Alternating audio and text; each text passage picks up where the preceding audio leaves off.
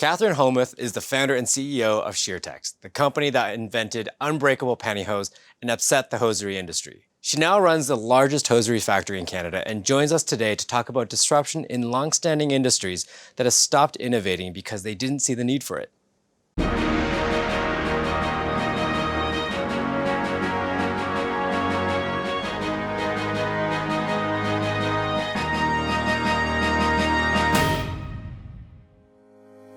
Hi everyone, welcome to this episode of The Roads Less Traveled. I'm joined today by my co-host Richard Trevisan, brand director of Genesis Motors, and our guest today is Catherine Homuth, co-founder and CEO of Sheertex.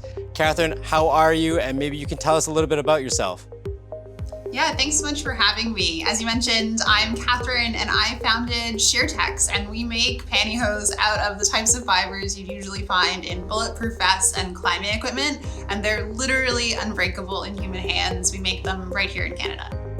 I mean, bulletproof vests and pantyhose, who knew that those two worlds would overlap at some point? But yet here you are with Sheertex. So maybe we can start by talking a little bit more about Sheertex and taking a deeper dive. Can you tell us a little bit more about the brand and what it offers and how it's really different? Yeah, we started shipping our first pairs of Sheertex pantyhose about 2 years ago, and today we make not just a whole bunch of different types of unbreakable pantyhose, but we also make socks and shapewear and a whole bunch of other different products using our super lightweight, super strong proprietary knit. And it all really started 3 years ago when I asked the pretty simple question, why do we live in a world where there's self-driving cars and space travel, but there's not a pair of pantyhose that can even make it through the day? I mean, good questions to ask, and I want to talk a little bit more about Sheertex, but let's pivot to your personal journey. The concept of this video series is really talking about taking the road less traveled. So how have you embodied that concept on your own journey? I think that pantyhose is the last thing that I ever really thought that I would have ended up in.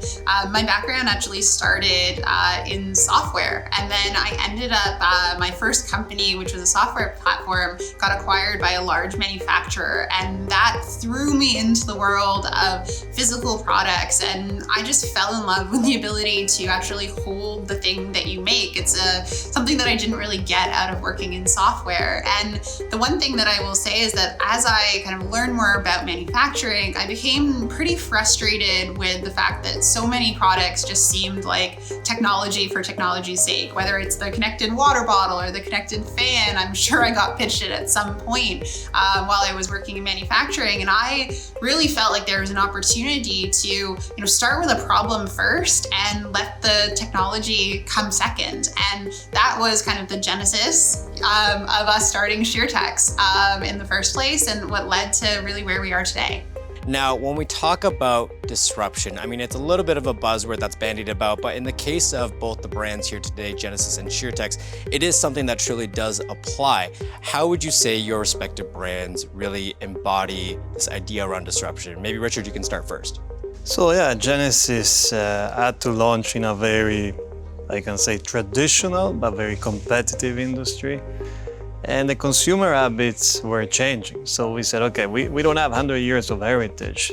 So how do we launch in the Canadian marketplace? How do we embrace what the consumer wants? And we did research and we noticed that the consumers want to purchase a vehicle with peace of mind and in their control. And what does that mean?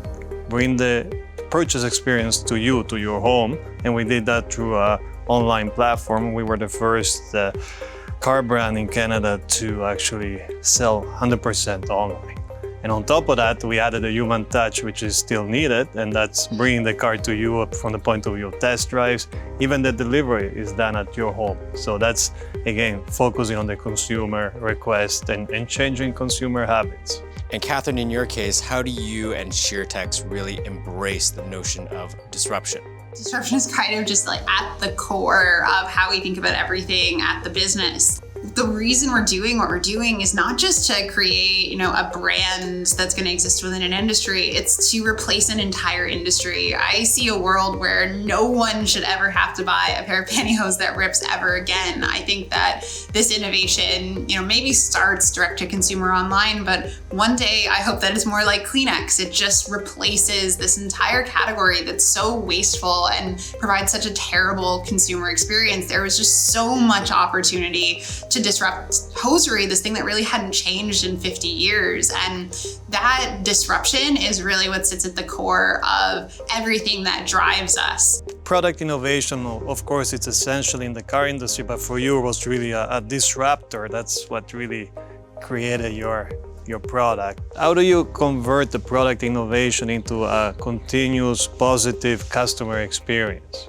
Conversations with customers are so important, particularly in this fast-moving world. And it was made possible for us through the vertical integration of our factory. We make all of our own hosiery, which means that we can change things really quickly based on the feedback we get from our customers. And because we sell 100% direct to consumer through sheartex.com, we have those one-to-one relationships. And it's really been incredible to be able to take that feedback from customers. I think we called almost every customer that bought within our first 12 months to hear what they thought about the product and how we could continue to improve it. And the product that we shipped 2 years ago is nothing like the product we ship today. It's because we've been constantly improving it week over week and month over month.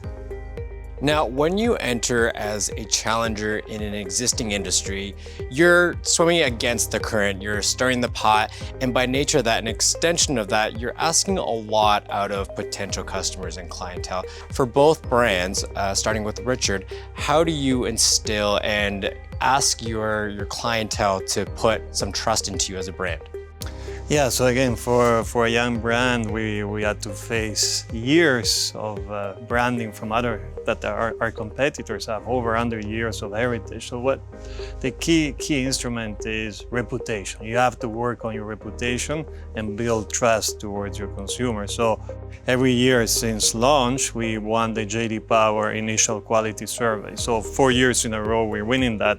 And that's a great stamp of approval from an external source telling our future consumers, yeah, when you buy a Genesis, you buy into quality. So that's number one.